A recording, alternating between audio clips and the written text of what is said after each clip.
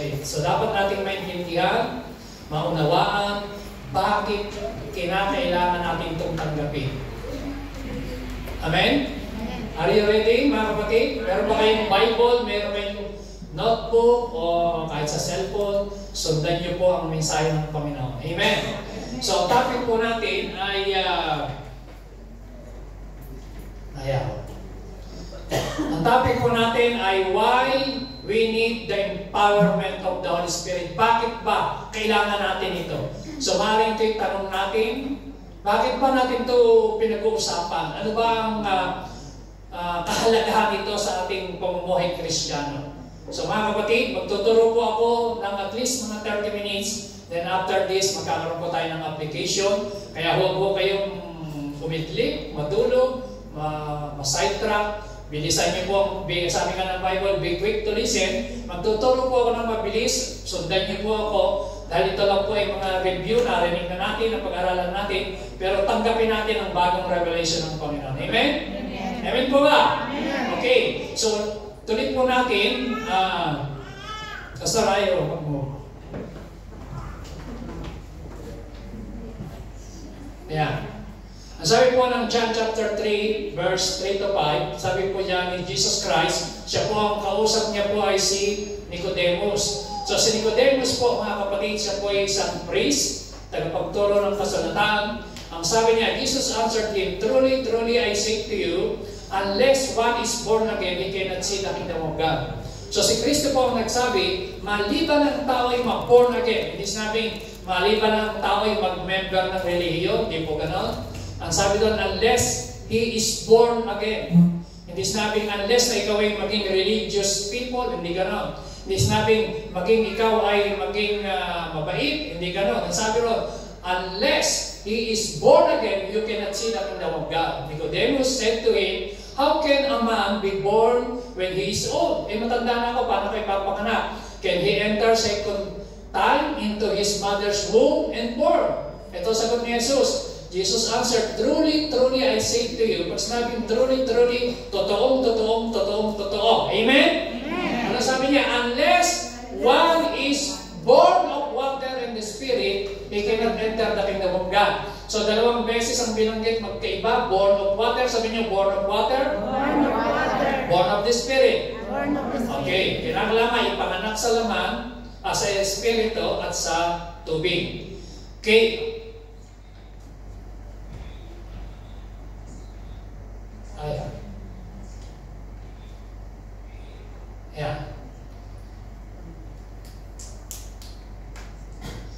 Verse 6. Ang sabi po niya, that which is born of the flesh is flesh. Ang ipinanganak sa laman ay laman, ang ipinanganak sa espiritu ay espiritu. Sabihin natin, born of the flesh, is flesh. Born of the spirit, is spirit.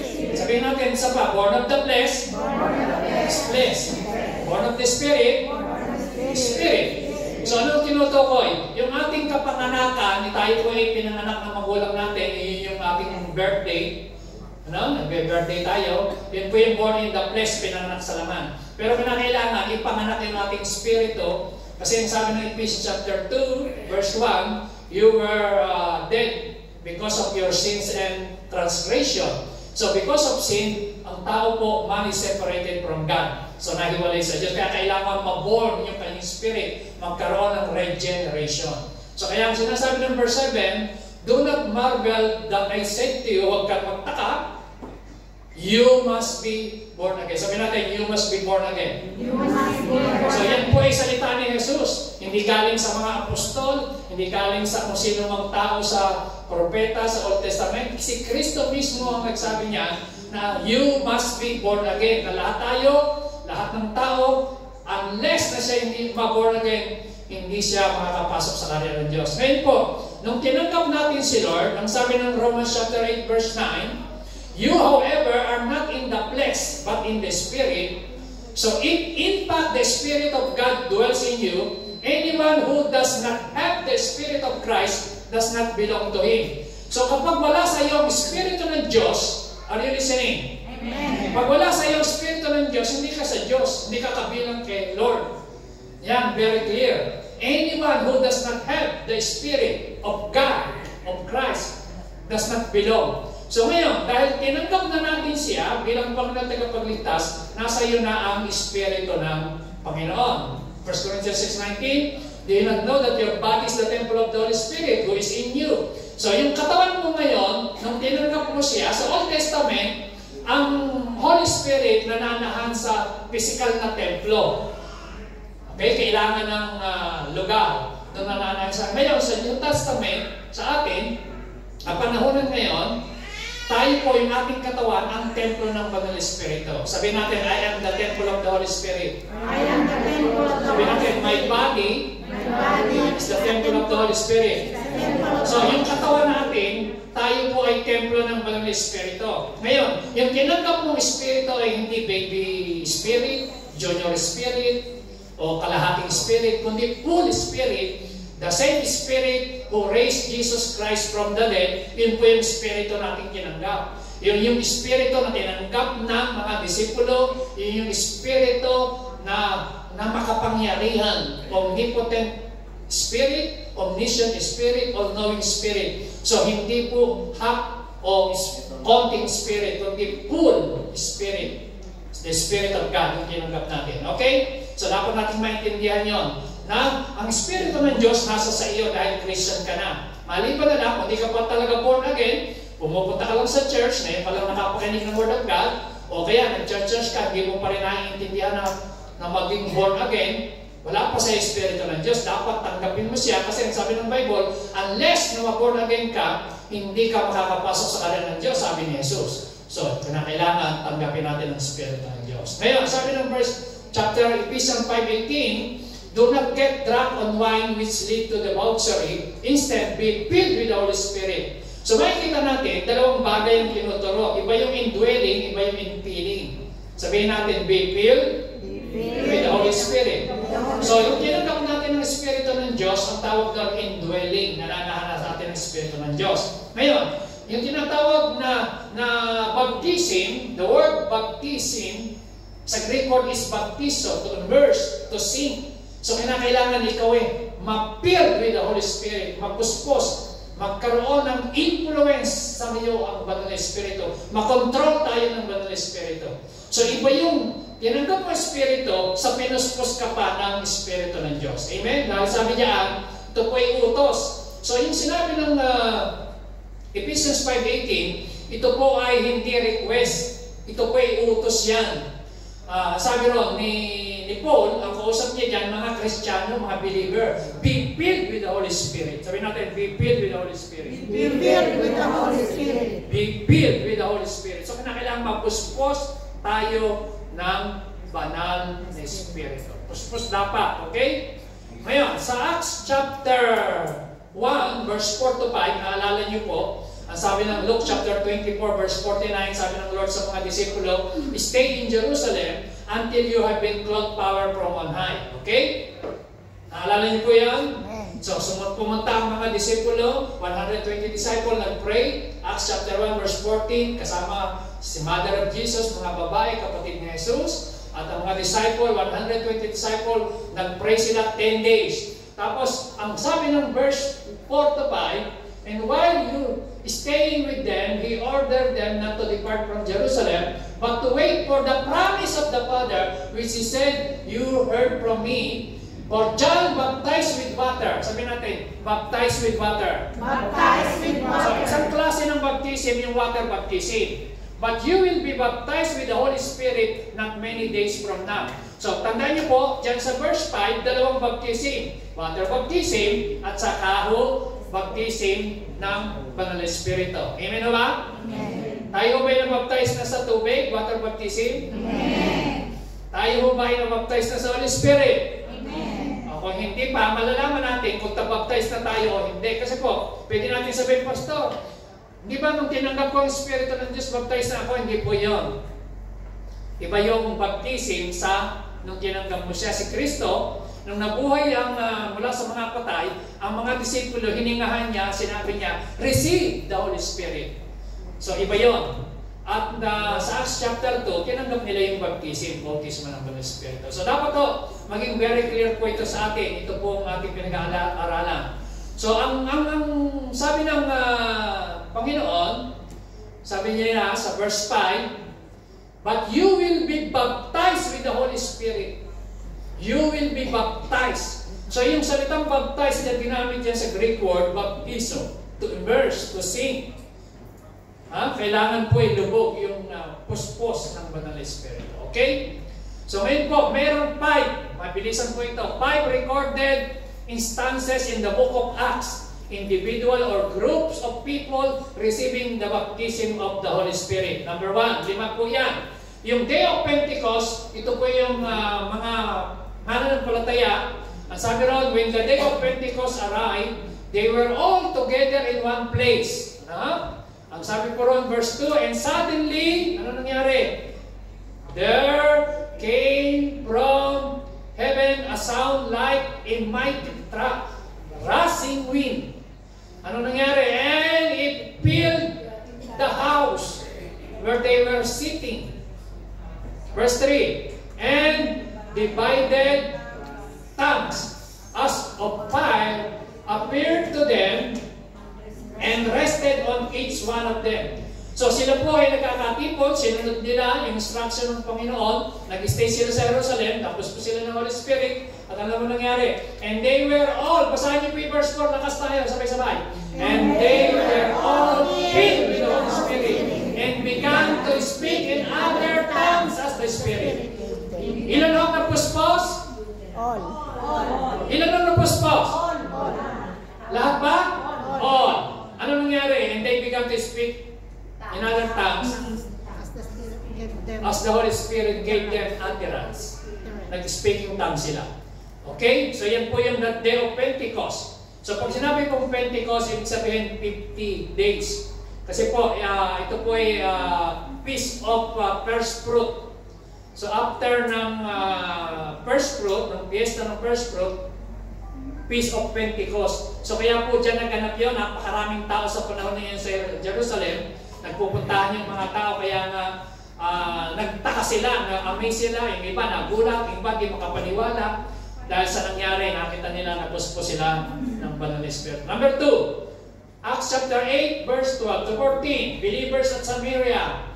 When they believed Philip as he preached good news about the kingdom of God in the name of Jesus Christ, they were baptized, both men and women.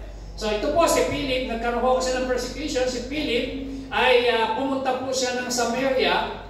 Doon po siya nangaral ng salita ng Diyos. Yung mga tao na dinatnan niya ay tinanggap ang salita ng Panginoon. At itong si Simon na manghuhula, na gusto niyang tanggapin yung kapangyarihan. Makikita po natin, verse 13, even Simon himself believed, and after being baptized, he continued with Philip, and seeing signs and great miracles performed, he was amazed. Verse 14, now when the apostles of Jerusalem heard that Samaria had received the word of God, they sent them Peter and John. So pinadala si Pedro at si John. Anong ginawa ni Pedro at John? Verse 15-17, who came down and prayed for them that they might receive the Holy Spirit. So, nung nagpunta si Philip, nangaral siya, tinanggap ang Word of God. Pero, nung pumunta si John at saka si Philip, nag-preach, tinanggap naman nila ang baptism ng Holy Spirit. Verse 16, for he had not yet fallen on any of them, but they had only been baptized in the name of the Lord Jesus. Ibig sabihin, nabaptize lang sila sa tubig, hindi pa sila nabaptize sa Holy Spirit. Basahin niyo po yung verse 17, lakas niyo po, go! Then they had laid their hands on them and they received the Holy Spirit. So, sila po, tinanggap nila yung Banal na Espiritu nang inilihans ni Peter at saka po ni John. So, ang pagtanggap ng Banal na Espiritu sa Book of Acts chapter 2, direkta, dalawang klase. Yung sa Acts chapter 2, walang naglihans, direct from heaven. Ito naman Acts chapter 8, siya po ay inilihans, saka tinanggap nila ang Banal na Espiritu. Are you following? Amen. Amen ba? Amen. Okay, verse 18. Now when Simon saw that the Spirit was given to through the laying of the apostles' hand, he offered them money, saying, "Give me this power." Ano po yung power na yun? Dunamis power. Okay, yung Acts chapter 1 verse 8 na power. Also, so that anyone who I lay my hands may receive the Holy Spirit. But Peter said to him, "May your silver perish with you, because you thought you could obtain the gift of God with money." So, ang gift, ang power ng Holy Spirit, hindi pwedeng tumbasan ng pera, hindi pwedeng bilhin ang kapangyarihan mula sa Panginoon. Amen? Sabi ng Pedro, mapahama ka kasama ang iyong pera, kasi akala ni Simon, kaya niyang bilhin yun. Hindi pwedeng bilhin ang power. Ito po ay galing sa Panginoon. Gift yan. Amen? Okay, number 3. Saul who became the apostles, Paul, si Saul, siya po yung naging Pablo. Okay, ang dati niyang pangalan Saul. Acts chapter 9 verse 12. Now, there was a disciple at Damascus named Ananias. The Lord said to him in a vision, nagpipray siya, tinan niyo ba? Ananias, and he said, "Here I am, Lord." And the Lord said to him, "Rise and go to the street called Straight, and at the house of Judas, look for a man Tarsus named Saul, for behold, he is praying." Si Saul nagpipray, nagkaroon siya ng vision. Tingnan niyo po ito mga kapatid, ha? Si Saul nagpipray, si Simon nagpipray, pareho silang kinuusap ng Diyos. Nakikita niyo yung tinatawag na divine appointment. Sabi niyo, divine appointment. Okay. Nung nagpipray siya, sabi ng verse 12, "And he has seen in a vision, a man named Ananias came in and lay hands on him so that he might regain his sight." Kasi nabulag si Saul eh. Diba? Tatlong araw siyang nabulag. Nakakita siya ng liwanag, nakasakay sa kabayo, papunta sa Jerusalem, sa daang Damasco. Nabulag siya. Bumagsak sa kabayo. Tapos, nung siya nagpipray, imagine 3 years old, born again pa lang dito si Paul. Si Saul. Tinanggap niya yung Holy Spirit. Yun yung verse 13. Kayo bumasa. Answer, lakas niyo po. "Lord, I have heard from many about this man, how much evil he has done the saints of Jerusalem. And here he has authority from the chief priest to bind all who call on your name." Verse 15, lakas natin. "But the Lord said to him, Go, for he has chosen an instrument of mine to carry my name before Gentiles and kings and the children of Israel." So takot pa, nag-aalinlangan pa itong si Simon na pumunta kay Saul kasi alam niya, si Saul ay terorista. Nagpapakulong, nagpapapugot ng mga ulo ng Kristiyano, persecutor. So takot siya pumunta, pero nangusap ang Diyos sa kanya, "Punta ka! Huwag ka mag-alala, pinili ko siya at siya gagawin kong instrument, chosen instrument ko siya para dalhin niya ang aking pangalan." At yun nga po nangyari. So mga kapatid, verse 16, ano po nangyari? Habang inililihan si Ananias, ano po nangyari? Tinanggap niya yung kanyang paningin, nalaglag sa kanyang mata yung mga kaliskis, and be filled with the Holy Spirit. Sabi niyo, be filled with the Holy Spirit. Yeah, tapos po siya ng Holy Spirit. Nung siya pinunta ni Simon at pinag-pray. So mga kapatid, yan po si Paul. Number 4, Cornelius and his household. Acts chapter 10 verse 44 and 45. And sabi ron, while Peter was still saying these things, the Holy Spirit fall on who heard the word. Habang nagtuturo po si Pedro, ang mga tao nakikinig pa lang, bumaba na sa kanila ang Espiritu ng Diyos.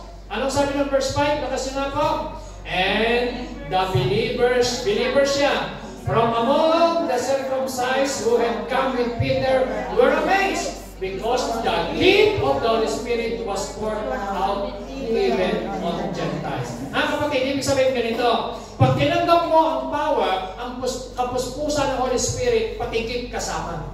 Ayan, sinabi, yung gift of the Holy Spirit. So mayroon din gift, may power, may kasamang gift. Verse 46, ano yung nangyari?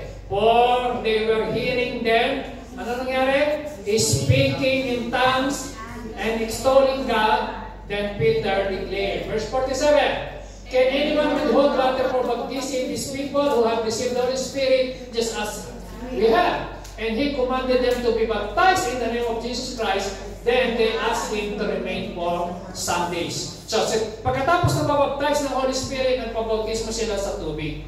So mga kapatid, yan po yung pangyayari. Okay? As I began to speak, sabi niya, the Holy Spirit fell on them just on us at the beginning. Verse 16. And I remember the word of the Lord, how He said, John baptized with water, but you will be baptized with the Holy Spirit. Amen? Amen na ba? Nasusunod niyo ako? Amen. Binibilisan ko talaga at gusto ko pong mayari ito ng mabilis kaagad para masundan niyo po yung aking tinuturo. Okay? Number 5. Believers at Ephesians. Acts 19 verse 1 to 3. And it happened that while Apollos was at Corinth, Paul passed through the inland country and came to Ephesus. There he found some disciples. Tingnan niyo po, disciples na po ito. Hindi ho simpleng Kristiyano, disciples. Pero hindi pa sila nababaptize sa Holy Spirit. And verse 2. Tayo niyo mabasahin yan, verse 2. And he said to them, did you receive the Holy Spirit when you believe? And they said, ano sagot nila? No! We have not even heard that there is a Holy Spirit. Imagine, disciple, pero hindi nila alam na may banal na Espiritu. Alam niyo mga kapatid, hindi ibig sabihin nag-church ka na, matagal ka na, lagi ka nakikinig, naiintindihan mo na ang patungkol sa bagay na ito. Sila nga, disciple na yan, pero hindi pa sila na-baptize. Ano sabi ng Panginoon sa verse 3? And he said, into what were baptized, you baptized. They said, into John baptism. Ano yung water baptism? Baptism of repentance. So kung nabaptize ka na sa baptism of repentance, sabihin ng water baptism, iba yung baptism sa Holy Spirit. Mga kapatid, magkaiba yan. Okay? Dapat natin maintindihan. Verse 4. And Paul said, John baptized with the baptism of repentance, yun, telling the people to believe in the one who has to come after him, that is Jesus. So on hearing this, they were baptized in the name of the Lord Jesus. Verse 6. And when Paul, ano ginawa ni Paul? Had laid his hands on them, ano nangyari? The Holy Spirit came on them, and they began speaking in tongues and prophesying. Nakita niyo mga kapatid? Iba yung tinanggap nila yung Espiritu, at iba pa yung napuspos sila ng Holy Spirit. Sila po ay nag-prophesy. So mga kapatid, at nag-speaking tongues. Summary of the 5 recorded instances. Number 1. 3 out of the 5 recorded instances, the people who were baptized in the Holy Spirit spoke in tongues. So, pang-apat dyan, si Paul, nung siya inilehas, hindi naman siya nag-speak in tongues kaagad, pero, mababasa niyo sa 1 Corinthians 14, siya po ay, sabi niya, I speak in tongues more than all of you. So, later on, si Paul na-baptized din, na nag-speak of things din po siya. Kasi sinulat niya po, sa 1 Corinthians 14, siya po ay nagsasalita sa iba't ibang wika. Higit sa lahat ng mga taga-Corinto. Amen ba? Okay, so hindi, kaya ho, yan po yung example. 3 of the 5 cases, they were baptized in the Holy Spirit and later baptized in water. So, alin bang mauna? Baptize sa tubig o baptize sa Holy Spirit? Yan daw sa ating pinag-aralan na 5, yung tatlo dyan, makikita nyo na bautismuhan muna sila sa Spirit, tapos nagpabautismo sa tubig. Tapos in 2 out of the 5, that is at Samaria and at Ephesus, they were baptized in water and then later baptized in the Holy Spirit. So kung alin ang mauna, wala namang problema. Yung mabautismos ka sa tubig o mabautismo ka sa Espiritu, kahit alin ang mauna, walang problema doon. Amen ba? Kasi sabihin ng iba, Pastor, hindi pa ako nababautismo sa tubig eh. Pwede bang mauna yung bautismo sa Espiritu? Yes, pwede. Depende ho sa kalooban, sa gusto ng gagawin ng Holy Spirit sa iyo at will niya yan. Kaya lang dapat mong i-desire. Dapat ready tayong tanggapin natin. Amen? Amen. 5 reasons why you should be baptized in the Holy Spirit. Dahil 5 dahilan. Bibigyan ko po kayo, marami po yan. Pero sa akin pong pag-aaral sa Book of Acts, marami po tayong makikita. Alam niyo po, ang gawa ng Banal na Espiritu sa Book of Acts, makapangyarihan. Amen ho ba? Okay, number 1, bakit kailangan? Power to witness. Sabi natin, power to witness. Power to witness. Basahin niyo po, Acts 1:8, lakas niyo po. But you will receive power when the Holy Spirit has come upon you, and you will be my witnesses in Jerusalem, and in all Judea, and Samaria, and to the end of the earth. So mga kapatid, kapag ikaw ay nabaptize ng Holy Spirit, dumating sa iyo yung power, magkakaroon ka ng power to witness. Sabi niyo, power to witness. Power to witness. Alam niyo bakit maraming Kristiyano hindi makapag-share ng Word of God? Kulang sa power. Mahihiya tayo mag-share na eh. Kahit mag-invite nga lang, mahihiya tayo. No? Hindi tayo makapag-witness. Yung buhay natin hindi nagiging witness, hindi nagiging patotoo. Kailangan natin ng empowerment ng Banal na Espiritu. Amen o ba? Amen. Are you following me? Amen. Susundan niyo po ako. Amen. Mabilis po ba? O... Mabilis. Okay. Sakto lang. Okay, sakto. So, power to witness. Number 2, power for boldness. Sabi natin, power for boldness. Power for boldness. Acts chapter 4 verse 31. Ano sabi po ng verse na yan? Up, and when they had prayed. So, tandaan niyo po, sila Pedro, pinagbabawal ang mga salita ng Diyos, pinagpipigilan sila. Ngayon, ikinulong sila, tapos pinalaya ng anghel, tapos na yan, pinagbabawalan na silang mangaral dahil marami po nako-convert. Dahil first preaching ni Peter, 3,000. Everyday, marami na saved. Ngayon, sabi ng mga religious leader, tumigil na kayo sa pangangaral. So, nag-pray po sila, Lord, bigyan niyo kami ng boldness. Acts chapter 4, verse 31, nilakas niyo po. Everybody. And when they had prayed, the place which they were gathered together was shaken. And they were all filled with the Holy Spirit and continued to speak in the Word of God with boldness. So, power for boldness. Kailangan ba natin ng power to witness? Power for boldness? Ibig sabihin, kailangan natin ng empowerment ng Banal na Espiritu, mga kapatid. Amen? So, kung ikaw sasabihin mo, Pastor, nabaptize na ako ng Holy Spirit, meron ka bang boldness? Meron ka bang power to witness? Kung wala ka niyan, baka kailangan mong i-renew. Kailangan mong tanggapin yung refreshing o magkaroon tayo ng press empowerment mula sa Banal na Espiritu. Yan po, kaya yan po yung tema natin, mga kapatid. Okay? Number 3, power for miracle. Sabi natin, power for miracle. Power for miracle. Acts chapter 6 verse 8. Tingnan niyo po si Stephen. A man full of God's grace and power. Dunamis power yun, ha? Dunamis.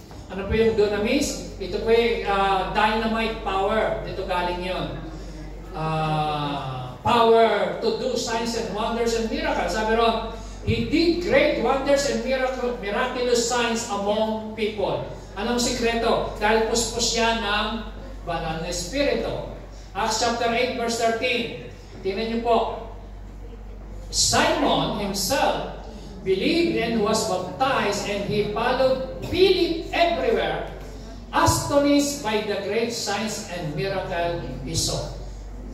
Amen? So kailangan natin, kung gusto natin gamitin tayo ng Lord sa signs, wonders, sa healing, sa miracle, kailangan mo ng empowerment ng Banal na Espiritu. Amen? Amen. Gusto niyo ba yan? Amen. O ako lang? Gusto ba natin yan? Amen. Gusto niyo ba ng power to witness? Amen. Gusto ba niyo ng power for boldness? Tumapang tayo mag-share?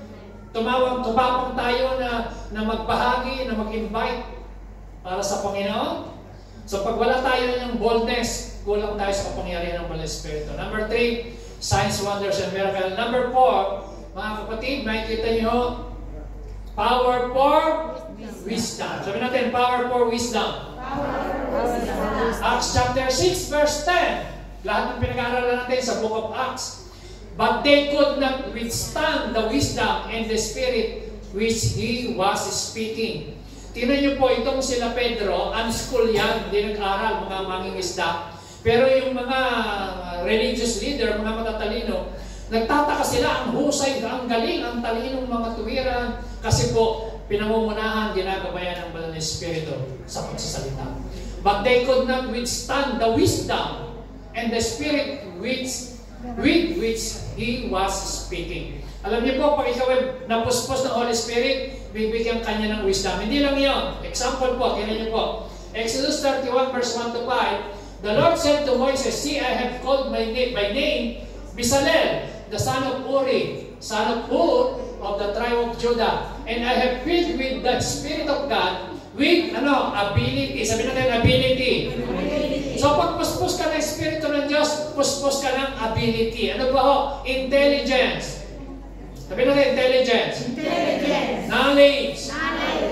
In all craftsmanship, to devise artistic design, to work in gold, silver, and bronze, cutting stone. So makikita niyo po, pagpuspos pala ang tao ng Espiritu ng Diyos, may wisdom, may ability, may knowledge, nagiging matalino ka, mahusay, magaling. Amen? Gusto ba natin yan? Alam niyo, pagpuspos ka naman ng Espiritu, huhusay ka, maging sa pagluluto, sumasarap. Amen? May anointing. Yes. Pag nag-garden ka, nagkakaroon ka ng wisdom sa lahat ng mga ginagawa mo, sa trabaho mo, may wisdom, may ability kapag puspos ka ng Holy Spirit. Amen? Iyan ho, nakita niyo po yan, very clear. Example po yan sa Bible. Number 5, power for divine appointment. Alam niyo po, meron tinatawag na divine appointment. Ito pong si Philip, siya po ay kinausap ng anghel ng Panginoon. At sinabi sa kanya, sa verse 26, "Now the angel of the Lord said to Philip, Rise and go forward to the south to the road that goes down from Jerusalem to Gaza. This is a desert place." Verse 27, "And he rose and went, and there was an Ethiopian, a eunuch." Ano po ba Ethiopian eunuch? Ibig sabihin yan ay mga mga hindi nag-aasawa, mga eunuch. No? Siya naglilingkod sa official sa queen of the Ethiopian, Candace, who was in charge of all her treasure. He had come to Jerusalem to worship. Okay? Tingnan niyo verse 28, ano nangyari? "And was returning seated in his chariot, and he was reading the prophet Isaiah, and the Spirit said to Philip, Go over and join this chariot." So ito pong si Philip, kinausap ng Espiritu ng Diyos, sinabi sa kanya na makikita niya pumunta sa Jerusalem, tapos makikita niya itong isang eunuch na nakasakay sa karwahe, tapos sabi ng Holy Spirit sa kanya, sumakay ka, mag-join ka. At alam nyo, nung nag-join siya, yung binabasa nung eunuch, hindi niya naiintindihan. So kaya tamang-tama, kaya pala pinapunta si Philip doon, diyan para ipaliwanag sa kanya. Sabi noon, verse 30. Sabi noon, "So Philip ran to him and heard him reading Isaiah the prophet and asked, Do you understand what you are reading?" Hindi nga niya naintindihan na binabasa niya. Alam niyo mga kapatid, kahit nagbabasa ka ng Bible, kung minsan pag talagang walang Espiritu ng Diyos, di mo maiintindihan. Ito ang sample. Itong eunuch, nagbabasa, pero hindi niya naiintindihan. Dumating lang po si Philip, piniliwanag sa kanya yung binabasa mo na yan, ay patungkol kay Jesucristo. He is like a sheep, he was led to the slaughter, and like a lamb before his shearers is silent, so he opened not his mouth. So nag-shares po itong si Philip na pinakita niya na ito ay patungkol sa salvation sa ginawa ni Jesus Christ. Okay? So ano nangyari? Ito pong eunuch, siya po ay nakakita ng tubig dahil tinanggap niya ang Espiritu ng Diyos, nagpabautismo agad siya sa tubig. Yan po. Verse 36. "And as they were going along the road, they came to some water, and the eunuch said, See, here is water. What prevents me from being baptized?" And he commanded the chariot to stop, and they both went down into the water. Philip and the eunuch, he baptized him. So makita niyo mga kapatid, nagpabautismo ka agad nung tinanong ng Espiritu ng Diyos. Pwedeng mangyari yun. Okay. So ano po ang pinakikita ko sa inyo? 5 bagay kung bakit kailangan natin ng empowerment ng Banal na Espiritu. So ngayon, tayo lahat ay tumayo. Tayo ba tumayo? Sige po, tamayin po tayo, Pastor.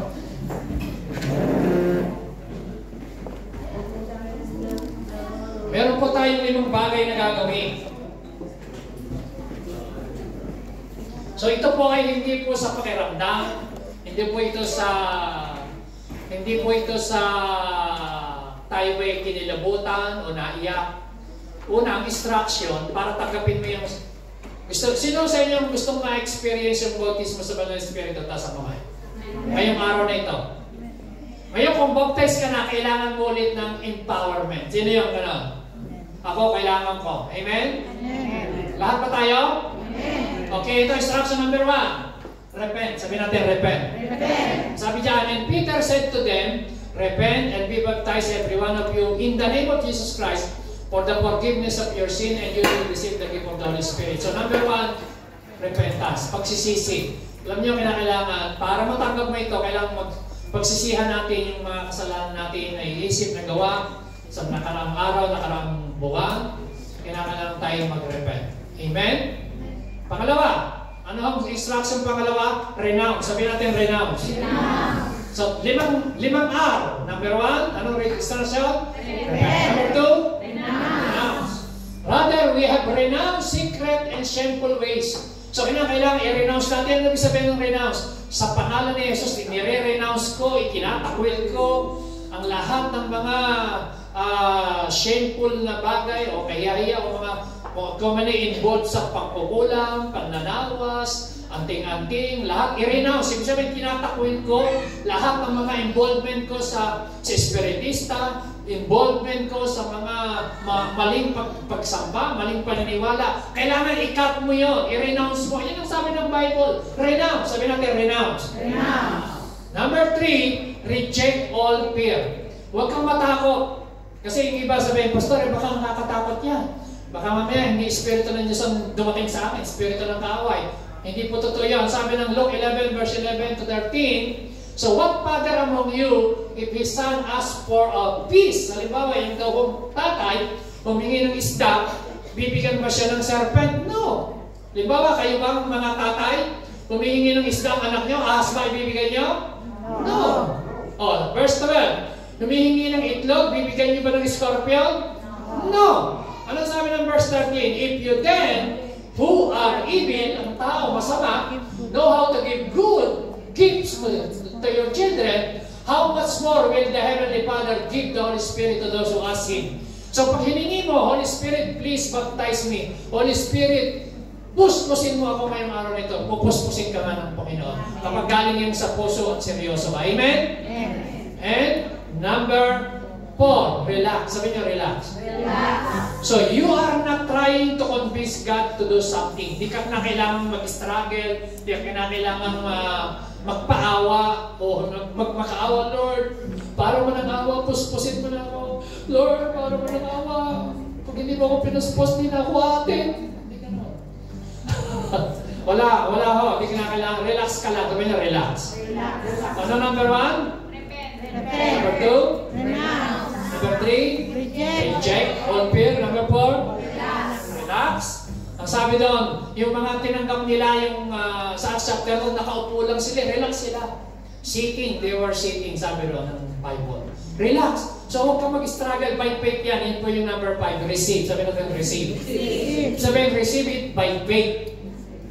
Mark 11:24. Therefore, I tell you, whatever you ask in prayer, believe that you have received it, and it will be yours. It will be yours. Amen?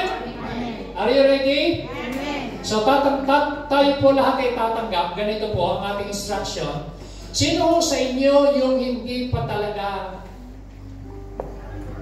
nakatanggap niya at hindi mo pa naranasan mag-speaking tongues, yung hindi mo pa, ay naiyahan ko kayo rito sa first row, yung nasa una dito. Sige po, yung hindi pa, pero pilisan natin at may gagawin ng Banal na Espiritu. Yung hindi pa talaga, ito first row. Yan. Amen. Yan, first row. Ibig sabihin, lahat kayo nasa likod, sigurado nag-speaking tongues na kayo, tinanggap niyo? Ito lang ba? So, kung hindi pa, dito sa harap, okay? So lahat ng hindi pa, siguro, hindi mo pa tinanggap yung empowerment na sinasabi natin, pinag-aaralan natin, dyan sa harap. So lahat ng sigurado ka, na ikaw ay baptized na, nag-speak in tongues, sali kayo sa likod. Sa likod. Lapit pa tayo. Sigurado ka, tinanggap mo na yan, nag-speak in tongues ka, o kaya kailangan mo rin ng empowerment, dyan sa likod. Yan.